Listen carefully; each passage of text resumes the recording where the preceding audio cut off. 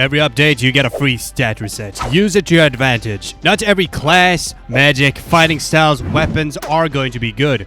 Keep swapping classes until you find what works for you, then stick to it. You can also delete and make new files if you don't want to look for the acrimony. Make sure to take a look at the wiki and take advantage of the synergies necessary to create a perfect build that suits you.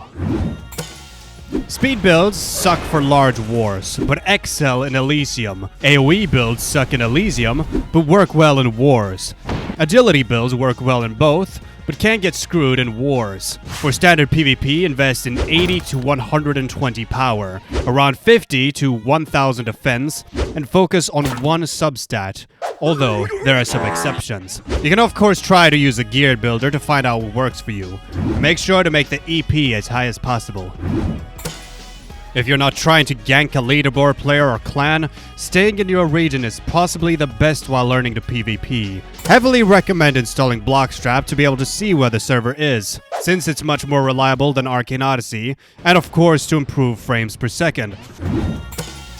See, a funny thing is, your aim is not the problem. Although I'm going to contradict myself and say it does matter on certain specific builds and moves. In general, if you can somewhat line up your cursor on an opponent, then that's all you really need. For example, most explosion and warrior moves aren't actually aim dependent.